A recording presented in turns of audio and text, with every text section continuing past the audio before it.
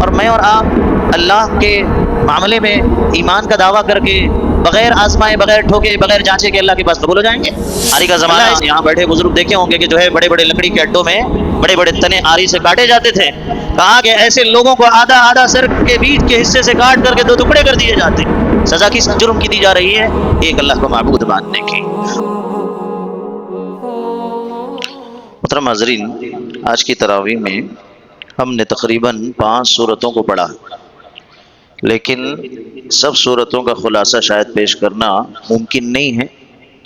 کچھ سورتوں کا خلاصہ میں آپ کے سامنے رکھوں گا.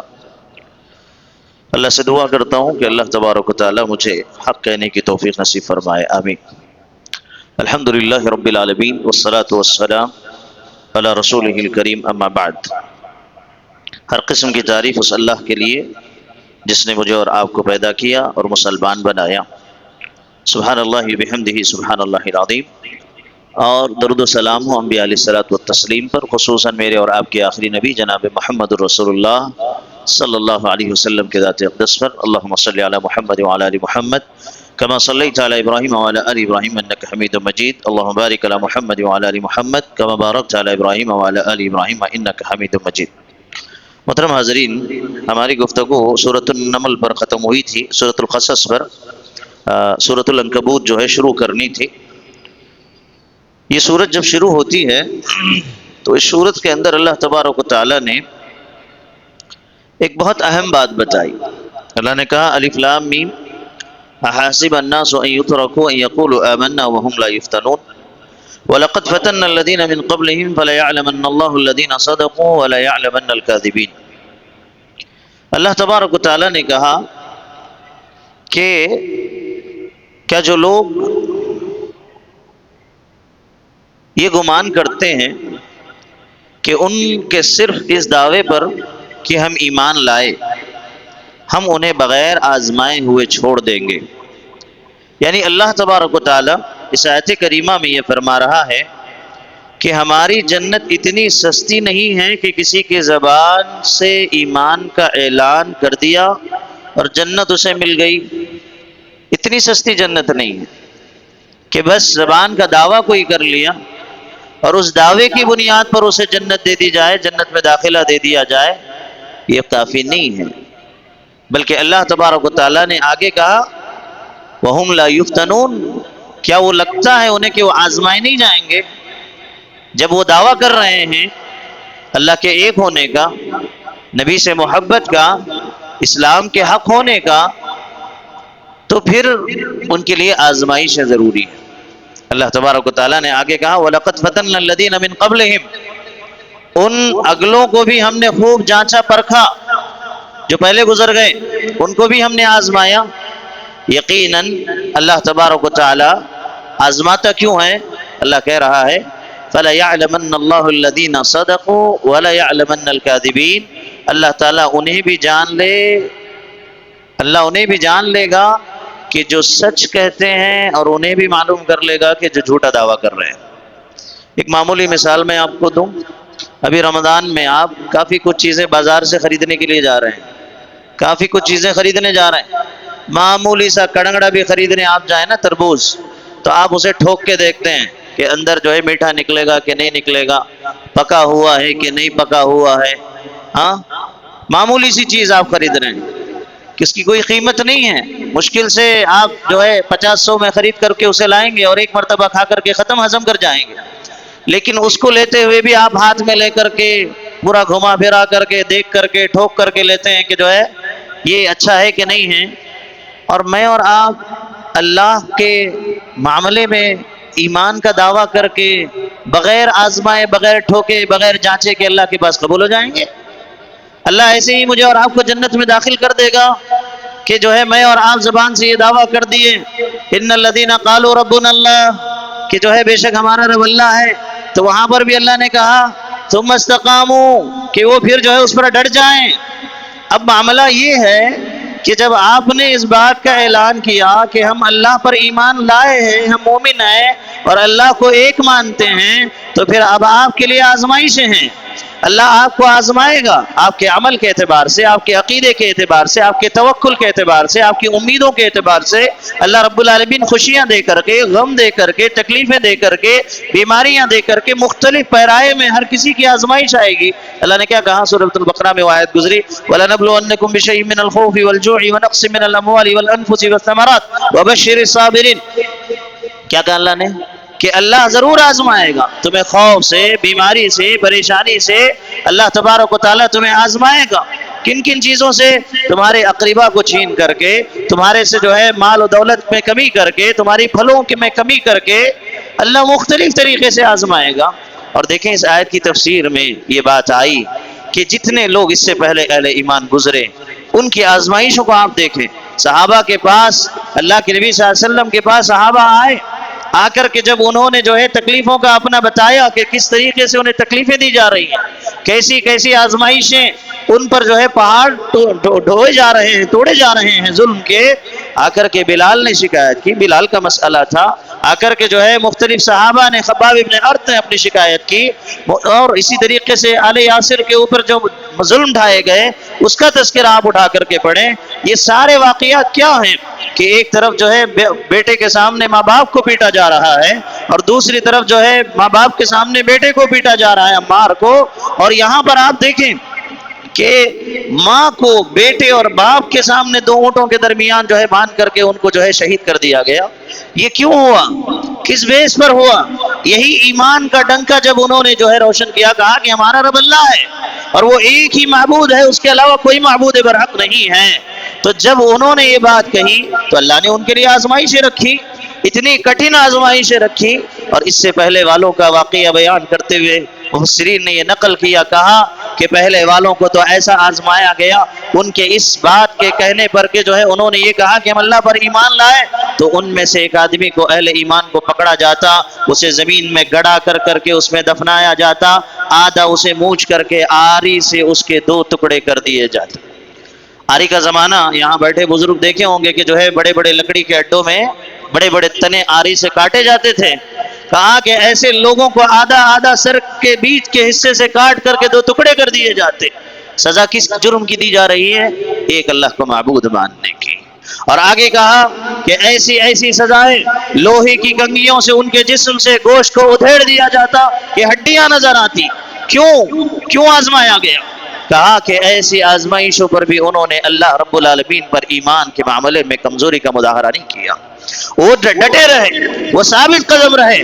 لیکن ہمارا معاملہ ہے، ہماری ماں اور بہنوں کا معاملہ، ہمارے گھروں کا معاملہ یہ ہے کہ ہم اللہ کو بھلا کر کے اتنے دنیا میں مگن ہو چکے ہیں کہ ہم تھوڑے تھوڑے معاملے پر بھی جو ہے غیر اللہ کی طرف بھاگ چلتے ہیں، غیر اللہ کی طرف جو ہے نکل چلتے ہیں۔ آگے اور باتیں آئیں گی تب اس میں ذکر کروں گا۔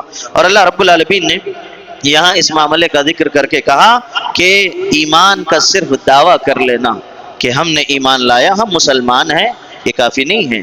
مسلمان گھرانے میں پیدا ہو کر کے مسلم نام رکھ لینے سے، اپنی نسبت کسی مسلم خاندان سے لینے سے یہ کافی نہیں ہے۔ زندگی میں آنے والی آزمائشوں پر ثابت قدم رہ کر کے، ایمان کے اپنی بقا کے لیے فکر کر کے، اللہ رب العالمین کے لیے اپنے ایمان کی جو ہے دولت کو اپنے دلوں میں سمیٹ کر کے، اس کو قائم، اس پر دائم رہ کر کے، استقلال اور استقامت کے ساتھ اس پر ڈٹے رہ کر کے ہمیں ثابت کرنا ہے عمل سے بھی کہ ہم اللہ پر ایمان لانے والے ہیں، تبھی میرا اور آپ کا ایمان قبول ہے۔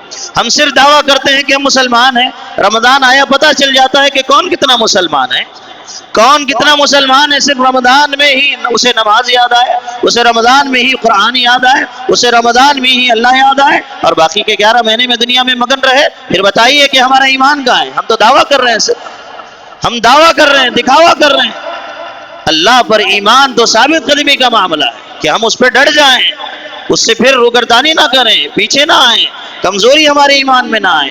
اس کے آگے آیت نمبر 8 میں اللہ تبارک و تعالیٰ نے ایک اور نصیحت کرتے ہوئے مجھے اور آپ کو یہ پیغام دیا، وَوَصَّيْنَا الْإِنسَانَ بِوَالِدَيْهِ حُسْنًا، کہ اللہ رب العالمین نے کہا کہ ہم ہر انسان کو اپنے ماں باپ کے ساتھ اچھا سلوک کرنے کی نصیحت کرتے ہیں۔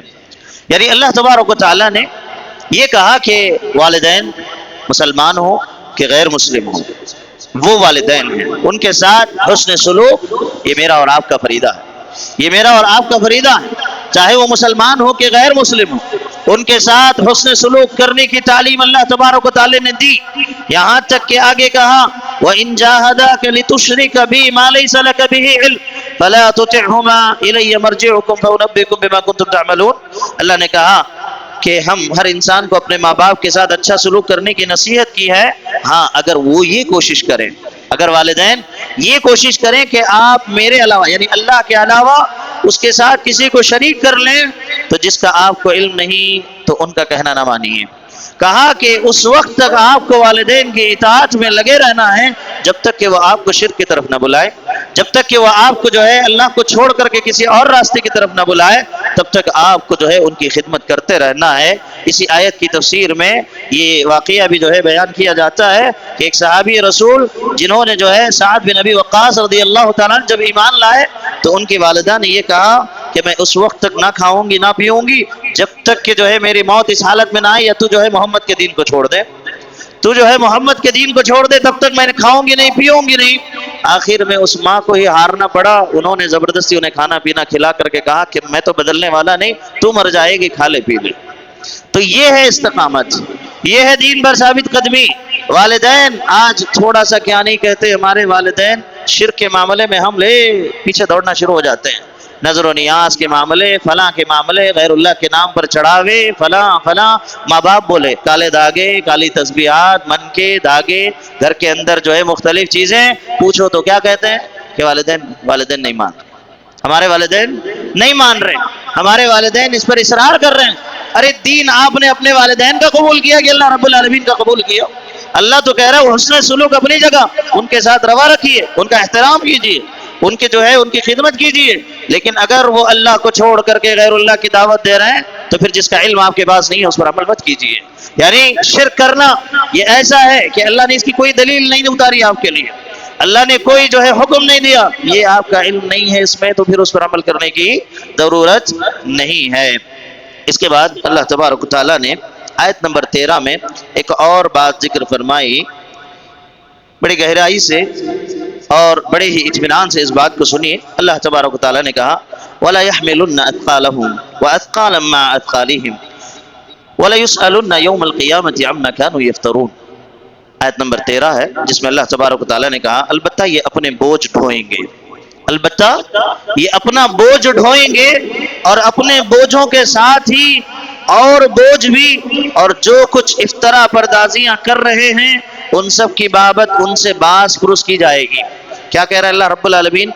اللہ کہہ رہا ہے کہ یہ ائمہ کفر، یہ ائمہ شرک، یہ ائمہ سو جو اللہ کو چھوڑ کر کے کفر کی طرف، شرک کی طرف، بدعت و خرافات کی طرف لوگوں کو جو دھڑلے سے بلا رہے ہیں اور ڈنکے کی چوٹ پر جو ہے لوگوں کو گمراہ کر رہے ہیں، اللہ انہیں وارننگ دیتے ہوئے کہہ رہا ہے کہ یہ تو خود بھی اس برائی کی وجہ سے جو یہ غلط کام کر رہے ہیں، شرک کی طرف بلا رہے ہیں اور بدعات و خرافات کی طرف بلا رہے ہیں، اس کا تو گناہ ان کے اوپر ہوگا ہی، یہ اپنا بھی بوجھ ڈھوئیں گے اور جتنوں کو یہ بلا رہے ہیں ان کا بھی بوجھ انہیں پر ڈھویا جائے گا، یہ اسی کے ساتھ جائیں گے جہنم میں. تو پھر یاد رکھیے آج ہمارا نوجوان کہتا ہے اسے اگر شرک سے روکا جائے، اسے اگر توحید کی طرف بلایا جائے تو یہ کہتا ہے کہ ارے مولانا بیٹھ کر کے بول رہے ہیں، ہمیں بتا رہے ہیں، ہمارے کو دلیلیں دے رہے ہیں.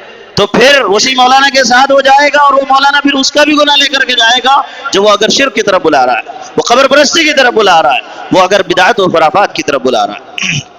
تو دیکھیں محترم بھائیوں، اللہ نے یہاں پر وارننگ دے کر کے کہا کہ داعیان ضلال جو ہے نہیں، جو دعوت دے رہے ہیں گمراہی کی طرف، کہا کہ اپنا ہی بوجھ نہیں اٹھائیں گے بلکہ ان لوگوں کے گناہوں کا بوجھ بھی ان پر اٹھایا جائے گا جن کی یہ دن رات کوششیں ہیں کہ لوگوں کو جو ہے اپنے دکانیں چمکانے کے لیے بلا رہے ہیں، اپنی واہواہی کے لیے بلا رہے ہیں، اپنے چندے وصولنے کے لیے بلا رہے ہیں، اپنی نہ جانے درگاہوں کو کس کو سجانے کے لیے بلا رہے ہیں. کہا کہ یہ خود بھی گمراہ ہیں اور جن کو بلا رہے ہیں ان کا بھی بوجھ اپنے سر اٹھا کر کے کل قیامت کے دن اللہ رب العالمین کے پاس پیش ہوں گے.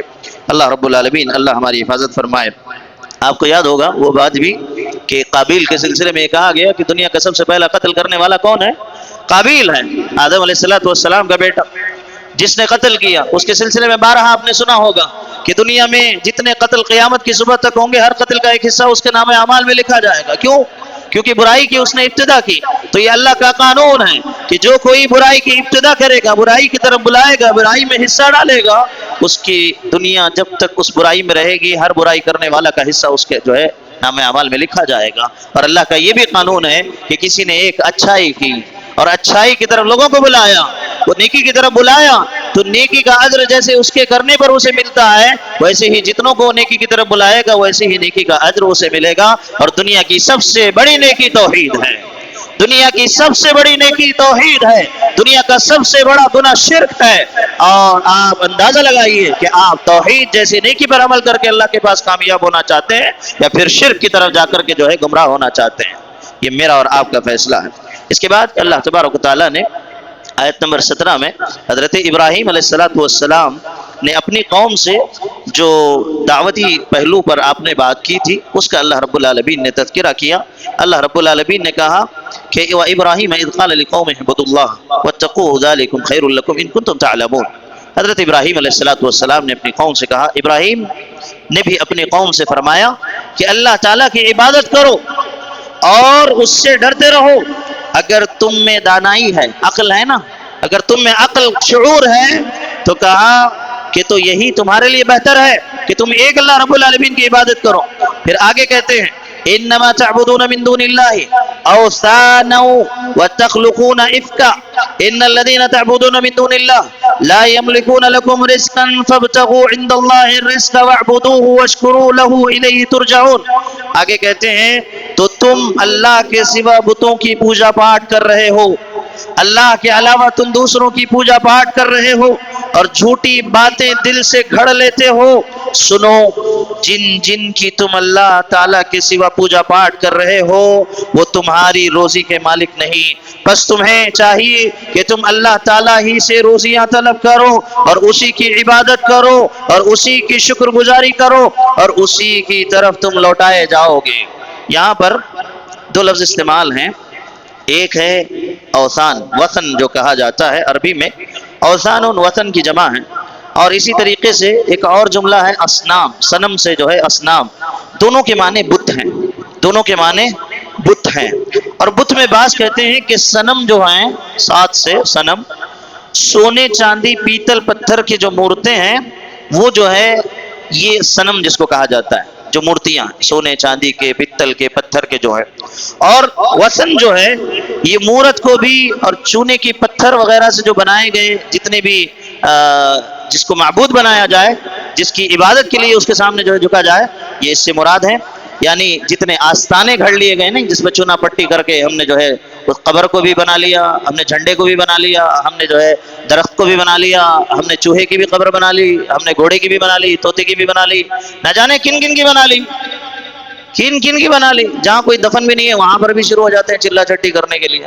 یہ جتنے بھی وثن ہیں، کہا کہ جتنے آستانے ہیں، کہا کہ یہ تمہارے خود کے گڑے ہوئے ہیں۔ کسی نے کہا تھا تمہیں یہ جو ہے یہ معبود ہے، کسی نے کہا کہ یہ روزی رساں ہے، کسی نے تمہیں یہ کہا کہ یہ تمہارے لیے فائدہ مند ہے، یہ تمہارے خود کے گھڑ لیے ہوئے ہیں۔ آگے یہی کہہ رہے ہیں کہ تخلقون افکا یعنی تکذبون کذب، جیسا کہ متن کے جو ترجمہ ہے وہ یہ کہ جھوٹے مقصد کے لیے انہیں تم بناتے ہو اور گھڑتے ہو۔ مقصد کیا ہے؟ جائیے ان آستانوں پر بیٹھے ہوئے، ان صنم خانوں کے پاس بیٹھے ہوئے لوگوں سے جا کر کے دلیل مانگیے۔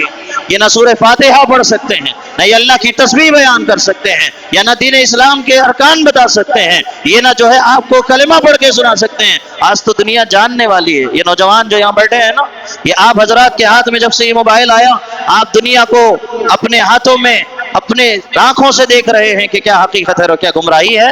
ایسے کئی ویڈیوز آئے کہ آستانوں پر، درگاہوں پر نہ جانے کہاں کہاں بیٹھے ہوئے لوگوں سے جا کر کے جب سوال ہوا، داڑھی چھوڑ کر کے سالوں سے مجاوری کرنے والے، سالوں سے بہت کچھ کرنے والے، ان سے جب پوچھا گیا تو نہ کلمہ پڑھ سکتے ہیں، نہ درود پڑھ سکتے ہیں، نہ انہیں اسلام کے ارکان پتہ ہے، نہ انہیں طہارت کے مسائل پتہ ہیں۔ بتائیے ایسے لوگ تمہیں دین سکھائیں گے؟ یہ اپنا چلا رہے ہیں، یہ اپنا گھر بار اپنی جیب گرم کر رہے ہیں۔ ابراہیم علیہ السلام یہی کہہ رہے ہیں کہ یہ جو ہے تم جو بنا کر کے بیٹھے ہو نا، کہا کہ تخلقون افکا، یہ تمہارے خود کی پیدا کرتا ہے۔ ہر سال لیپا پوتی تم کرتے بیٹھتے ہو، ہر سال ان کی لیپا پوتی تم کرتے بیٹھتے ہو۔ کیا ہو رہا ہے؟ یہاں سے کچھ حاصل ہو رہا ہے تمہیں؟ رزق تو تم لوگوں سے بٹور رہے ہو، وہ کہاں سے رزق دیں گے؟ ابھی لوگ جاتے ہیں آپ دیکھیں ایک بات میں کہتا ہوں کہ لوگ ویڈیو بتاتے ہیں کہ اجمیر شریف جا کر کے وہاں کا فقیر بھی جو ہے ہوا میں کاجو بادام نکال لیتا ہے، وہاں کا فقیر بھی ہوا میں ہاتھ گھما کر کے کاجو بادام نکال لیتا ہے. تو اتنے سالوں سے فقیری کیوں کر رہا ہے بھائی؟ گوڈان کھول کے بیٹھ نا، تو کاجو بادام کا گوڈاؤن کھول کر کے بیٹھ جاتا، دنیا کا جو ہے بڑا پرائیویٹ لمیٹڈ تیری انڈسٹری کھولتا، تو دنیا کو پرووائڈ کرتا، تو ابھی تک بھی فقیر ہے. ارے تو کاجو بادام نکال رہا ہے، اور آنے والے یہ غریب جو وہاں جا کر کے ندائیں لگا رہے ہیں کہ ہمیں بچہ، ہمیں اولاد، ہمیں فلاں، اور ان کے پاس بھیک مانگ رہا ہے، ان بندوں کے پاس بھیک مانگ کر کے تیرا چیک، تیرا گھر چل رہا ہے، اور تو دعویٰ کر رہا ہے کہ وہ غریب نواز کے فلاں کے آستانے پر ہمیں یہ کرامتیں دی گئی کہ ہم ہوا میں کاجو بادام نکالتے ہیں. نعوذ باللہ، یہ دھوکے ہیں، یہ ایمان کو لوٹنے کے یہ جو ہے یہ شکنجے اور چالے ہیں، یہ آنکھوں کا دھوکہ ہے جس کا دھوکے میں لوگ آ جاتے ہیں، اور آ کر کے جب اپنے ایمان کو جا کر کے جو ہے لٹا کر کے آ جاتے ہیں. اللہ پکار پکار کر کے اپنی وحدانیت بیان کر رہا ہے، اپنی رزاقیت بیان کر رہا ہے، لوگ اس کو سننے کے لیے تیار نہیں ہے. ان مردوں کو جا کر کے جو ہے پکار رہے ہیں، نہ یہ جواب دے سکتے ہیں، نہ سن سکتے ہیں، نہ تمہیں کچھ دے سکتے ہیں، اور ان کے پیچھے پڑے ہوئے ہیں. نعوذ باللہ من ذالک. اللہ اکبر.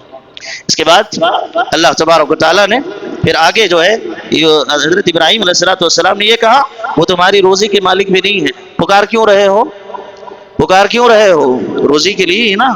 یا علی مدد، یا دستگیر، یا غوث، یا فلاں یا فلاں یا فلاں، کیوں لگا رہے ہو نظام؟ روزی کے لیے لگا رہے ہو نا. روزی کا اختیار ان کے ہاتھ میں ہے ہی نہیں، یہ بھی جب تک دنیا میں تھا تب تک اللہ ہی کے محتاج رہے. فقیری کی زندگی گزاری انہوں نے. جن کو تم اولیاء مانتے ہو، ٹھیک ہے، انہوں نے زندگی بھر توحید کا کام کیا، لیکن ان کے مرنے کے بعد تم نے انہی کی قبر پر جو ہے شرک شروع کر دیا، انہی کی دعوتوں کو، انہی کی کوششوں کو وہیں پر دفن کر دیا، اور تم نے جو ہے اللہ کے خلاف جنگ چھیڑ دی، اللہ کی توحید کے خلاف جو ہے یہ سارے معاملات ہو رہے ہیں. اور آج بھی ہم اپنے گھروں میں، اپنے مکانوں میں سکون سے بیٹھے ہوئے ہیں، جہاں اللہ کے خلاف جو ہے نہ جانے کیا کیا ہو رہا ہے، لوگوں کو کس طریقے سے گمراہ کیا جا رہا ہے، اور ہمیں توحید کی پڑی ہی نہیں ہے. ہم یہ سمجھ رہے ہیں کہ ہم نے زبان سے کلمہ پڑھ لیا ہم جنت چلے جائیں گے. جنت اتنی آسان نہیں ہے، جنت اتنی سستی نہیں ہے. آپ کو دنیا میں معمولی سوئی بھی خرید رہا ہے تو محنت کر کے جا کر کے آپ کو لانی پڑے گی ڈھونڈ کر کے، اور جنت ایسے ہی بیٹھے بڑھائے آپ کو بنی بنائی مل جائے گی؟ نہیں ہو سکتا. اس کے بعد کہتے ہیں تم اللہ تعالیٰ ہی سے روزیاں طلب کرو، اور اسی کی عبادت کرو، اور اسی کی شکر گزاری کرو، اور اسی کی طرف تم لوٹائے جاؤ گے. مرو گے تو کیا ان کے پاس جاؤ گے؟ مرو گے تو اللہ کے پاس جاؤ گے. کیا جواب دو گے؟ کیا جواب دو گے اللہ کو؟ پھر اس کے بعد اللہ رب العالمین نے آیت نمبر 41 اور 42 اسی صورت کی ہے، جس میں اللہ تبارک و تعالیٰ نے اور کھول کر کے جو ہے شرک اور توحید کو سمجھا دیا. شاید یہ دلیلیں ہمارے لیے کافی ہیں کہ ہم جو ہے ان کو سنیں اور سن کر کے سمجھ جائیں کہ جو ہے توحید اللہ کی وحدانیت کیا ہے، اور شرک جو ہے کتنی قبیح چیز ہے. اللہ رب العالمین نے کہا، مثال دی، مثل الذین اتخذوا من دون اللہ اولیاء کمثل العنکبوت اتخذت بیتا وان اوہن البیوت لبیت العنکبوت لو کانوا یعلمون. جن لوگوں نے اللہ کے سوا اور کارساز مقرر کر لیے، اللہ کو چھوڑ کر کے اوروں کو سب کچھ سمجھ لیا، کہا ان کی مثال مکڑی کی سی ہے. اللہ مثال دے رہا ہے، کس سے مثال دے رہا ہے؟ مکڑی سے. ان کی مثال مکڑی سی ہے، وہ بھی ایک گھر بنا لیتی ہے، حالانکہ تمام گھروں سے زیادہ کمزور گھر مکڑی کا گھر ہے. کاش وہ جان لیتے، ان اللہ یعلم ما یدعون من دونہ من شیء وهو العزیز الحکیم. اللہ تعالیٰ ان تمام چیزوں کو جانتا ہے جنہیں وہ اس کے سوا پکارتے ہیں، وہ زبردست اور ذی حکمت ہے. میں نے اس سے پہلے والے درسوں میں بھی آپ کے سامنے یہ بات کیا کہ اللہ تبارک و تعالیٰ نے قرآن مجید کے اندر جہاں کہیں بھی چھوٹی چھوٹی مخلوقات کی مثالیں دے کر کے بات کی، وہاں اللہ رب العالمین بڑا زبردست پیغام مجھے اور آپ کو دینا چاہتا ہے.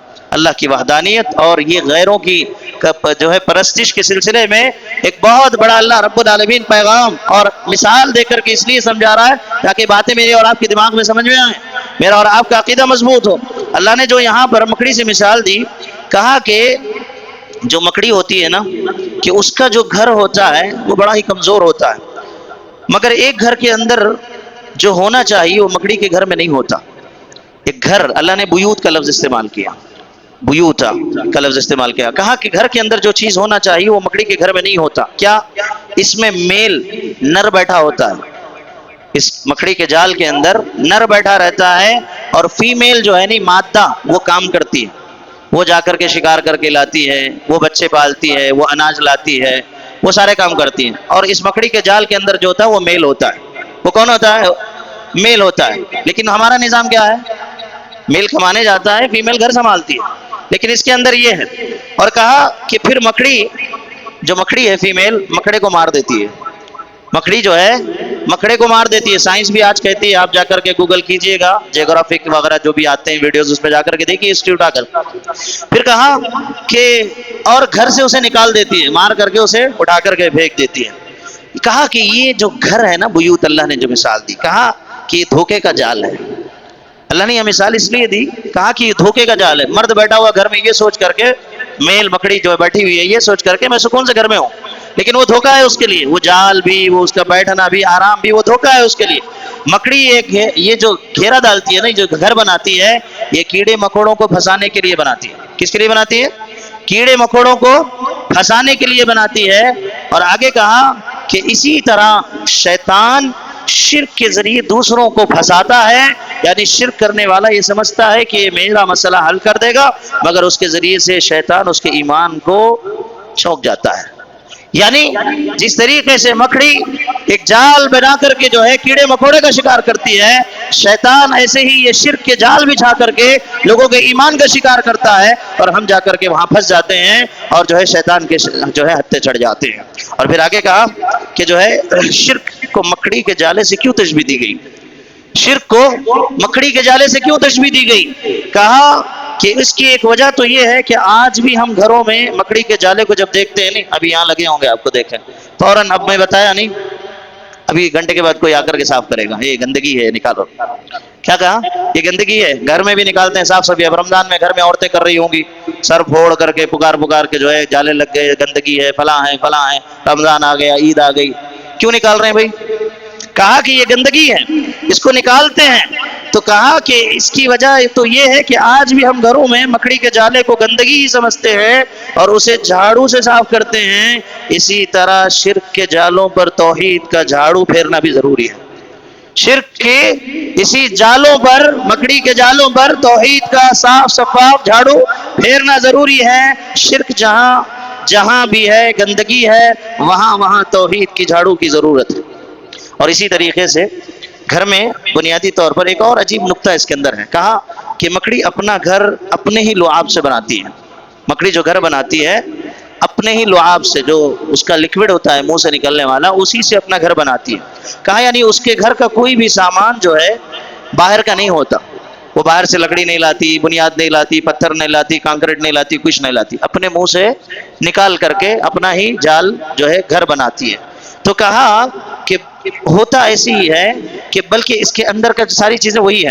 کہا اسی طرح جو مشرک ہے نا، جو مشرک ہے، جو شرک کرتا ہے، شرک کی طرف لوگوں کو بلاتا ہے، کہا کہ اس کا فکر اور اس کا عمل، پورا جو نظام ہے اس کا، وہ اسی طریقے سے مکڑی کی طرح خود ساختہ ہے، اللہ کی طرف سے دیا ہوا نہیں، باہر کا نہیں ہے، کوئی دلیل کے بیس پر نہیں ہے شرک، بلکہ اپنے دکانوں کو چلانے کے لیے اپنی طرف سے کھڑا ہوا ہے. اسی لیے بھی اللہ نے مکڑی سے مثال دی کہ مکڑی جیسے باہر سے کوئی چیز لا کر کے اپنا گھر نہیں بناتی، ایسے ہی مشرک بھی باہر سے کوئی دلیل لا کر کے اپنے جو ہے شرک کے دروازے نہیں کھولتا ہے.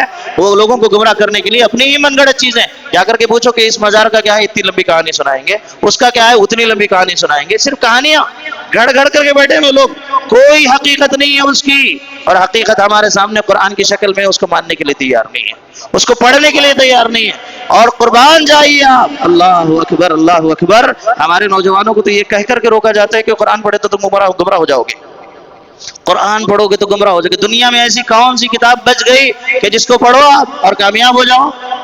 پڑھو اور کامیاب ہو جاؤ. یہ واحد کتاب قرآن ہے. کیوں روکا جاتا ہے تمہیں؟ کیوں روکا جا رہا ہے قرآن سے آپ کو یہ کہہ کر کے اس کو پڑھنے کے لیے اتنے علوم چاہیے، فلاں چاہیے، فلاں چاہیے؟ بغیر اس کے پڑھو گے تو گمراہ ہو جاؤ گے. ان کے پاس گمراہی کا جو معنی ہے کیا ہے پتہ ہے آپ کو؟ ان کی فکر سے گمراہ ہو جاؤ گے. جو ان کی فکر ہے نا، جو شرک کی، بدعات کی، خرافات کی، تقلید کی جو فکر بانٹ رہے ہیں، ان کی فکر سے گمراہ ہو کر کے تم توحید پر آ جاؤ گے. اسی لیے تمہیں قرآن سے روک دیا جا رہا ہے کہ قرآن مت پڑھو، کیونکہ ان کے پول کھل جائیں گے نا، ان کی حقیقت سامنے آ جائے گی کہ یہ جو باطل عقیدے پھیلا رہے ہیں، جو مکڑی کی طرح جو ہے شرک کے جال بن رہے ہیں، یہ سارے جو ہے پھر بند ہو جائیں گے. اور آج اللہ کا فضل ہے ماشاءاللہ، یہاں بیٹھے ہوئے اہل توحید جتنے ہیں جو میں یہ کہتا ہوں یہ آپ کو بھی پتا ہے کہ آپ بھی اسی ماحول سے یہاں آئے ہوئے ہیں، آپ بھی اسی ماحول سے، اکثریت وہاں سے یہاں آئی ہے، اور کیوں آئی ہے؟ اسی وجہ سے کہ وہ جال میں پھنسے ہوئے تھے۔ جب آپ نے توحید کی صحیح اصل حقیقت کو سمجھا، اللہ کو سمجھا، آپ نے جو ہے اللہ کے رسول کی دعوت کو سمجھا، دین کو سمجھا، قرآن کو سمجھا، حدیثوں کو کنگھالا، قرآن کی آیتوں کو آپ نے دیکھا، تو تبھی جا کر کے آپ کو حقیقت سامنے آئی اور آپ کو پتا چلا کہ ہم بھی گمراہی میں تھے، ہم بھی تو وہیں پھنسے ہوئے تھے، اسی شیطان اور شرک کے جال میں پھنسے ہوئے تھے۔ اس کے علاوہ ایک اور کہا کہ اللہ کے سوا تمام سہارے مکڑی کی گھر کی طرح ہے۔ مکڑی عام طور پر مکان یا درخت کے نیچے جالا بناتی ہے۔ آپ دیکھیں مکڑی کیا کرتی ہے بتائیں؟ جالا کہاں بناتی ہے؟ مکان اور درخت کے نیچے ایسے حصے میں کہ جہاں وہ سیف رہے، وہاں وہ جالا بناتی ہے۔ اور اس احمق سے پوچھو، آگے لکھا ہے کہ کیا اتنی بڑی عمارت اور درخت تیرے لیے کافی نہیں ہے کہ اتنا بڑا جھاڑ چھوڑ کے تو نیچے جا کے جالا بنائے، اتنا بڑا گھر چھوڑ کر کے تو جو ہے اس گھر کے نیچے والے حصے میں جا کر کے جالا بنائے؟ تو مطلب کیا ہے؟ اسی طرح مشرک اوپر والے کو چھوڑ کر کے نیچے والے کو سہارا بنا لیتا ہے، مشرک اس اوپر والے کو چھوڑ کر کے نیچے والے کو سہارا بنا لیتا ہے۔ اسی لیے بھی مشرک وہ بیوقوف ہوتا ہے جو اللہ کو چھوڑ کر کے جو ہے غیر اللہ کے پیچھے لگا رہتا ہے۔ تو اور ایک چیز کے اندر ایک نقطہ، اب مکڑی کو جب اس کے گھر پہ تھوڑا سا پھونک مارو یا پھر آپ انگلی سے ایسے کرو، بودا ہوئے اس کا جو ہے جو جالا ہے ٹوٹ جاتا ہے، گھر ٹوٹ جاتا ہے۔ اور جب آپ اس کا گھر توڑ دیں تو وہ پناہ کہاں لیتا ہے جا کر کے؟ وہ پناہ کہاں لیتی ہے مکڑی جا کر کے؟ کسی سوراخ میں، کسی بل میں، کسی ایسی جگہ پہ جاؤ محفوظ ہو سکے۔ ارے اپنا گھر چھوڑ کے جب بھاگ رہا ہے تو یہ مشرک بھی ایسا ہی ہے کہ جب اس پر بن پڑتی ہے تو اہل مشرک کا جو ہے عقیدہ ذکر کرتے ہوئے کل کے درس میں نے بتایا کہ جب ان کے جانوں پر بل پڑتی تو یہ اللہ ہی کو پکارتے، یہ اللہ ہی کو پکارتے۔ تو یہی معاملہ انہی مشرکوں کا بھی ہے کہ جب سارے دروازے بند ہو جاتے ہیں ان کے سامنے، آخر میں آتے ہیں اللہ تیرا ہی ایک در بچا ہوا ہے۔ تو یہ سب گھوم کے آنے کی کیا ضرورت تھی پھر آپ کو؟ اللہ کی توحید کو سمجھ جائے نا، شرک کو چھوڑے نا، اس حقیقت کو جان لینا کہ اللہ نے پیدا کیا، اللہ ہمارا خالق ہے، اللہ ہمارا رازق ہے۔ پھر اللہ رب العالمین اس کے بعد سورۃ الروم کے اندر، سورۃ العنکبوت کے اندر یہ توحید اور شرک کی یہ ساری وضاحتیں بیان کرنے کے بعد اللہ اپنی خالقیت، اپنے خالق ہونے کو جو ہے سورۃ الروم کے اندر جو ہے اللہ رب العالمین بیان کر رہا ہے۔ اللہ رب العالمین جو اس میں ذکر کرتا ہے کہ تمام تر شریکوں میں سے ایک بھی ان کا سفارشی نہیں بنے گا۔ جتنے بھی یہ شریک بنا رہے ہیں نا اللہ کے سوا، کہا کہ جتنے بھی ان کے شریک ہیں ان میں سے کوئی بھی اللہ کے پاس سفارش کرنے کے لائق نہیں ہوگا۔ اللہ اکبر۔ کہا وَلَمْ يَكُنْ لَهُ، سورۃ الروم کی آیت نمبر 13، آیت نمبر 13، کہا ان تمام وَلَمْ يَكُنْ لَهُمْ مِنْ شُرَكَائِهِمْ شُفَعَاءُ وَكَانُوا بِشُرَكَائِهِمْ كَافِرِينَ۔ کہا ان تمام تر شریکوں میں سے ایک بھی ان کا سفارشی نہ ہوگا۔ یہ میں نہیں کر رہا ہوں، یہ میرا جملہ نہیں، یہ اللہ کا جملہ ہے، یہ اللہ کی بات ہے۔ اللہ کی بات جھوٹی ہے، نعوذ باللہ من ذالک، کیا پھر یہ ان کے کھڑے گئے سفارشی جھوٹے ہیں؟ اب اندازہ مجھے اور آپ کو لگانے کی ضرورت ہے۔ کہا کہ ان کا ایک بھی سفارشی اللہ رب العالمین کے پاس کھڑے ہونے کے لیے تیار نہیں ہوگا، اور یہ اللہ کو چھوڑ کر جو غیروں کو پکار رہے ہیں اس کے پیچھے منشا کیا ہے، مقصد کیا ہے؟ کہ اللہ کے پاس سفارش کر دیں گے ہماری، اللہ کے پاس ہمارا بیڑا غرق جو ہوا ہے اس کو جو ہے بنا دیں گے، ہماری بگڑی جو ہے بنا دیں گے۔ یہی تو دعوے ہیں نا، یہی جو ہے پکار ہے، یہی امیدیں ہیں ان سے۔ اللہ کہہ رہا ہے کہ ان تمام تر شریکوں میں سے ایک بھی ان کا سفارش نہ ہوگا، اور خود یہ بھی اپنے شریکوں کے منکر ہو جائیں۔ جاؤ ختم، نیا ڈوب گئی ہماری۔ اب جن کو پکار رہے تھے زندگی بھر جا کے ماتھے ٹیکے، چڑھاوے چڑھائے، نظریں مانی، امیدیں رکھی، کل قیامت کے دن وہ بھی منکر ہو جائیں گے۔ اللہ ہم نے نہیں کہا ان کو پکارنے کے واسطے، ہم بولے ہی نہیں ہمیں پکارو، ہماری عبادت کرو۔ پھر کیا ہوگا اس دن؟ اس دن کون ہوگا سوائے اللہ رب العالمین؟ اور جب وہاں کھڑے ہو کر کے پچھتانے سے کچھ حاصل نہیں ہونے والا۔ اس کے بعد آیت نمبر 22 ہے، 20 ہے، 21 ہے، ان ساری آیتوں کے اندر آپ دیکھتے جائیں گے اللہ رب العالمین نے جو ہے اپنی مختلف جو ہے چیزوں کا ذکر کیا، آسمان و زمین کی تخلیق کا ذکر کیا، کہا اسی طریقے انسان کی تخلیق کا ذکر کیا، اور کہا میاں بیوی کا جو نظام اللہ رب العالمین نے بنایا، الفت اور محبت ان کے درمیان، اس کا تذکرہ کیا، رات دن کو پیدا کرنے والا معاملہ اللہ نے ذکر کیا، اور ساری چیزوں کا تذکرہ کرنے کے بعد اللہ تبارک و تعالیٰ نے پھر ایک مثال دی۔ ان ساری خلقت کو بتانے کے بعد زمین و آسمان کس نے بنائے؟ سوال کیا اللہ نے بنائے۔ اور اسی طریقے سے کہا کہ انسان کی تخلیق کس نے کی؟ اللہ رب العالمین نے کی۔ پھر سوال کیا کہ تمہارے درمیان میاں بیوی کا جوڑا بنایا، کس نے بنایا؟ اللہ تبارک و تعالیٰ نے بنایا، اور اس کے ذریعے سے اولاد چلتی ہے، سب کچھ چلتا ہے. کس کے ذریعے سے چلتا ہے؟ اللہ کی طرف سے چلتا ہے. رات دن بنائے، کون لے کر کے آ رہا ہے؟ دن کے بعد رات، رات کے بعد دن لے کر کے آ رہا ہے، اللہ لے کر کے آ رہا ہے. پھر اس کے بعد اللہ تبارک و تعالیٰ نے آیت نمبر 28 میں پھر ایک مثال دی. اللہ رب العالمین شرک کے معاملے میں کسی بھی چیز کو چھوڑنے کے لیے تیار نہیں ہے. اتنی مثال ہے. بچے کو جیسے آپ منا کے کھلاتے، نہیں بیٹا کھا لو تمہاری صحت کے لیے اچھا ہے، نہیں کھاؤ گے تو بیمار پڑ جاؤ گے، اللہ نے اس سے بھی زیادہ پیارے انداز میں قرآن میں ہمیں سمجھایا ہے کہ توحید توحید توحید، شرک سے بچ جاؤ، شرک سے بچ جاؤ، شرک سے بچ جاؤ، بدعات و خرافات سے بچ جاؤ، گمراہ ہو جاؤ گے، ہلاک ہو جاؤ گے، برباد ہو جاؤ گے. میں ہی ہوں تمہیں کامیاب کرنے والا، دنیا بنانے والا، تمہارے آخرت سنوارنے والا، تمہیں نجات دینے والا، تمہیں جہنم سے بچا کر کے جنت میں بھیجنے والا. اتنی پیاری پیاری مثالیں دے دے دے دے کر کے ہمیں بچہ سمجھائے سر کا جو ہے اللہ رب العالمین نے سمجھائی ہے. لیکن ہمارے کم عقلی ہے، ہماری ہر دھرمی ہے، یا پھر ہمیں جو ہے غفلت نے اتنا شکار بنا دیا ہے، شیطان ہمارے اوپر اتنا حاوی ہے کہ ہمیں اللہ کی پیاری پیاری باتیں سمجھ میں نہیں آتی، اور ان کی موٹی موٹی ڈھگوسلی باتیں جو شرک کے سلسلے میں یہ دعوے کر دیتے ہیں تو ہمیں لگتا ہے کہ بہت صحیح بول رہے ہیں، اور اس کی طرف ہم لپک پڑتے ہیں. اللہ اکبر. اللہ نے ایک مثال دی. اللہ رب العالمین نے کہا ضرب لکم مثلا من انفسکم هل لکم مما ملکت ایمانکم من شرکاء من فیما رزقناکم فانتم فیہ سواء تخافونہم کخیفتکم انفسکم کذالک نفصل الآیات لقوم یعقلون. آیت نمبر 28 ہے، جس میں اللہ نے ایک مثال دی. کہا کہ اللہ تعالیٰ نے تمہارے لیے ایک مثال خود تمہاری ہی بیان کی، الگ مثال نہیں دی، نہیں سمجھ میں آنے والی. ہماری جو پریکٹیکل لائف میں جو مثال ہے نہیں، اس مثال کو اللہ دے رہا ہے. غور سے سنیے. اللہ کہا جو کچھ ہم نے تمہیں دے رکھا ہے، کیا کیا دیا؟ گھر دیا، پیسہ دیا، پراپرٹی دیا، جاب دیا، بیوی بچے دیے، مختلف چیزیں اللہ نے جو کچھ دے رکھا. ہر ایک کے پاس الگ الگ ہوگا، کم زیاد کچھ خود ہوگا. اللہ کہہ رہا ہے جو کچھ میں نے تم نے دیا، اور اس میں تمہارے غلاموں میں سے بھی کوئی تمہارا، کہا کہ جو کچھ ہم نے تمہیں دے رکھا، کیا اس میں تمہارے غلاموں میں سے بھی کوئی تمہارا شریک ہے؟ جو کچھ دیا، گھر، پراپرٹی، گاڑی، بینک بیلنس، اس میں تمہارے پاس کام کرنے والا بھی شریک ہے کیا؟ پارٹنر ہے؟ پارٹنر ہے. آپ کے گھر میں پارٹنر ہے آپ کا کام والا، آپ کی پراپرٹی میں پارٹنر ہے آپ کا گھر والا، آپ کی جو ہے گاڑی جو آپ لیں، آپ نے ڈرائیور رکھا ہے، وہ ڈرائیور آپ کی گاڑی کا پارٹنر ہے پارٹنر ہے. آپ نے اپنی اتنی بڑی کھیتی باڑی رکھی، اس میں کام کرنے والے اتنے لوگ رکھے، پارٹنر بنا کے رکھے؟ نہیں بنا کے رکھے نا؟ ہاں ٹھیک ہے، یہ بات سمجھ میں آ رہی. اب آگے اللہ کہہ رہا ہے، اللہ رب العالمین کہہ رہا ہے کہ کوئی تمہارا شریک ہے کیا؟ نہیں ہے. سب کہہ رہے ہیں نہیں ہے. اللہ کہہ رہا ہے اب آگے کہ تم اور وہ اس میں برابر درجے کے نہیں ہو. ایک پراپرٹی میں، معمولی سے گھر میں، گاڑی میں، موبائل فون میں، ایک چھوٹی سے جو ہے بزنس میں کام والا اور تم برابر نہیں ہو سکتے ہو، ایک درجہ نہیں ہو سکتے ہو. اب اللہ آگے کہہ رہا ہے اور تم ان کا ایسا خطرہ محسوس کرتے ہو جیسے خود اپنوں کا ہم عقل رکھنے والوں کے لیے. اسی طرح کھل کر کے آیت بیان کرتے، یعنی تم پراپرٹی میں اس لیے اسے شریک نہیں رکھتے کہیں لے کے بھاگ گیا تو، کہیں لے کے ڈوب گیا تو، کہیں لے کے مجھے چونا لگا دیا تو. اپنوں کے بارے میں تمہیں ڈر ہے، خوف ہے، اور اللہ کی بادشاہت میں تم شریک ٹھہرا رہے ہو، اللہ کی اس دنیا میں تم شریک ٹھہرا رہے ہو. اللہ رب العالمین کے اس ساری کائنات میں تم جو ہے نہ جانے کن کن کو جو ہے لنگڑے لولے کو چرسی کو نہ جانے کن کن کو لا کر کے اللہ کے ساتھ شریک ٹھہرا رہے ہو. ارے اپنے دنیا جس میں اللہ نے تمہیں دیا، اللہ خود کہہ رہا میں نے دیا نا، اللہ پہلے کہہ رہا ہے تمہارا نہیں ہے، اللہ دیا.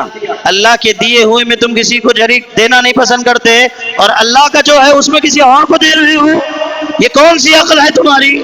اور بتاؤ کہ جو ہے اس سے اور کون سی اچھی مثالیں اللہ رب العالمین تمہیں دے کر کے سمجھائے کہ شرک کیا ہے اور توحید کیا ہے. اللہ اکبر، نعوذ باللہ من ذالک. اس کے بعد اللہ نے ایک اور بات بتائی، کہا کہ شرک جو ہے عقل کے بھی خلاف ہے. اس مثال کے ذریعے سے کہا کہ عقل کے بھی شرک جو ہے خلاف ہے، اس کو سمجھنے کی ضرورت ہے. ایک آیت نمبر 30 میں ایک بات کہی، فطرت اللہ التی فطر الناس علیہا. ہر انسان کو اللہ نے فطرت اسلام پر پیدا کیا. ہر انسان جو پیدا ہوتا ہے اسلام کی فطرت پر پیدا ہوتا ہے، اور اس کے بعد اس کے گھر والے ہوتے ہیں جو اسے جو ہے مختلف مراحل میں لے کر کے جاتے ہیں. وہ جو ہے مشرک ہیں، یا یہودی ہیں یا نصرانی ہیں فلاں ہیں، تو پھر وہ ان عقائد پر اس کی پرورش کرتے چلے جاتے ہیں اور وہ گمراہ ہو جاتا ہے۔ لیکن جو بھی بندہ، جو بھی انسان پیدا ہوتا ہے وہ فطرت اسلام پر پیدا ہوتا ہے، اللہ نے کہا۔ پھر اس کے بعد اللہ نے ایک اور بات بتائی، دنیا کی زندگی ایک دھوکہ ہے، یعلمون ظاہرا من الحیات الدنیا، تم سمجھتے ہو کہ جو ہے تم صرف دنیا دیکھ رہے ہو، حالانکہ یہ دنیا دھوکے کا سامان ہے، اسے سب کچھ چھوڑ کر کے چلے جانا ہے، اور اللہ رب العالمین کے پاس اصل جو ہے کامیابی آخرت ہے۔ ہم دنیا کی ہی کامیابی کو سب کامیابی سمجھتے ہیں، نہیں، دنیا نہ بھی ملے کوئی مسئلہ نہیں، اللہ سے یہ دعا کریں کہ اللہ ہماری آخرت برباد نہ ہو، ہماری آخرت برباد نہ ہو۔ اور یہاں بیٹھنے کا مقصد بھی یہی ہے، آپ دنیا کے لیے نہیں بیٹھے، میں کوئی پیسہ نہیں بانٹ رہا، آپ یہاں سے جائیں گے تو کوئی آپ کے اکاؤنٹ میں پیسہ آنے والا نہیں ہے، ایسی کوئی بات ہے نہیں ہے، آپ یہاں بیٹھے آخرت بنانے کے لیے بیٹھے ہیں، اور یہاں جو باتیں کی جا رہی ہیں وہ آخرت کی بھلائی اور کامیابی کے لیے کی جا رہی ہیں۔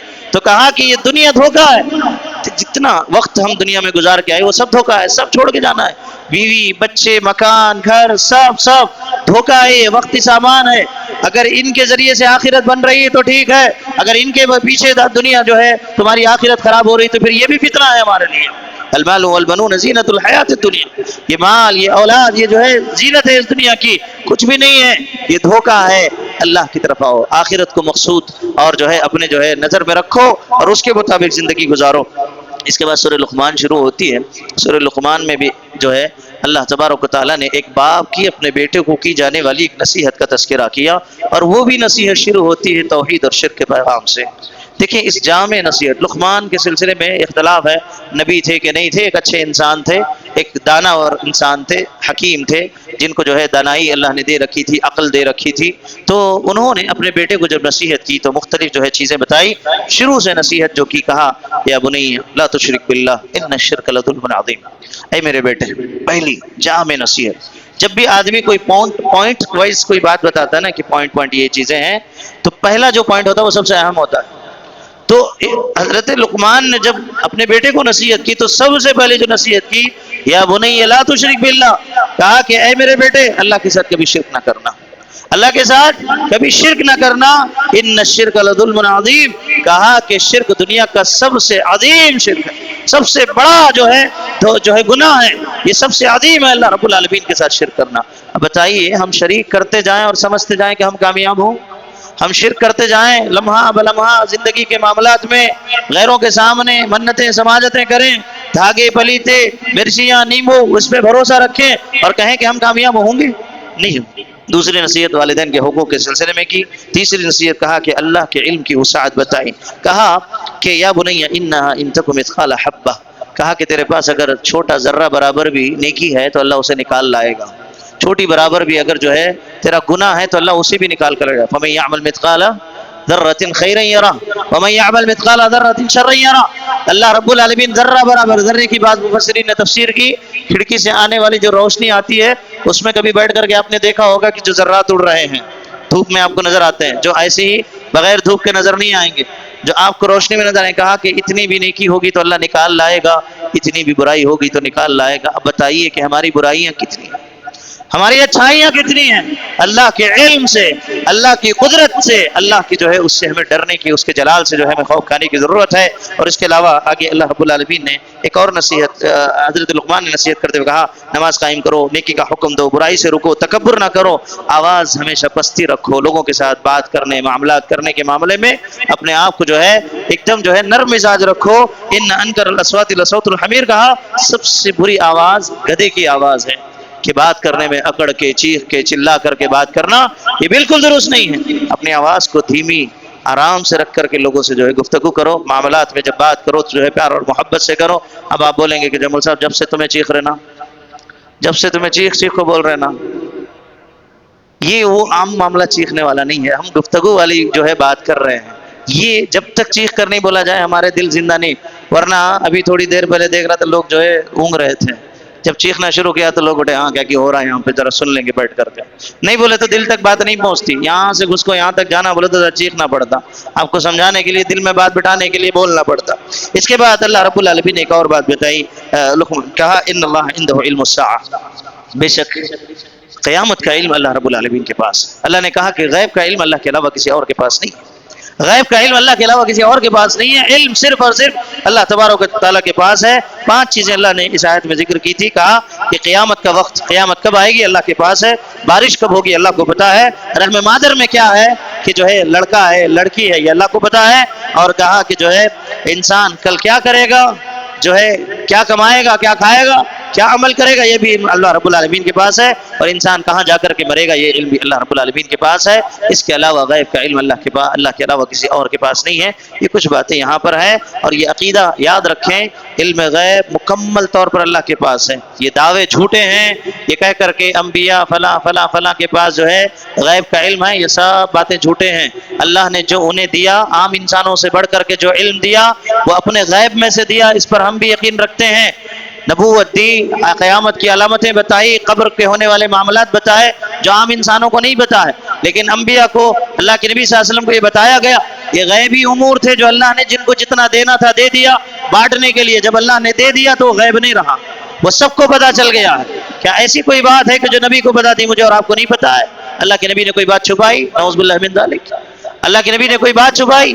اگر آپ یہ کہتے ہیں اللہ کے نبی کو غیب تھا تو آپ یہ بھی دعویٰ کر رہے ہیں کہ اللہ کے نبی نے جو ہے بہت کچھ چھپایا، نعوذ باللہ من ذالک، نعوذ باللہ من ذالک۔ اللہ کے نبی صلی اللہ علیہ وسلم کو غیب کا علم نہیں تھا، وہ علم تھا جو وحی کے ذریعے سے بتا دیا جاتا۔ آپ سارا علم جو ہے مجھے اور آپ کو، لوگوں کو بتا دیے، قیامت کی صبح تک کے ہر معاملات کو اللہ کے نبی صلی اللہ علیہ وسلم نے جو بتایا گیا بتا دیا۔ اب جو معاملات آگے کے ہیں جو اللہ نے اپنے پاس رکھے وہ غیب ہیں، کل کیا ہوگا، میں اور آپ کیا کھائیں گے، کیا پیئیں گے،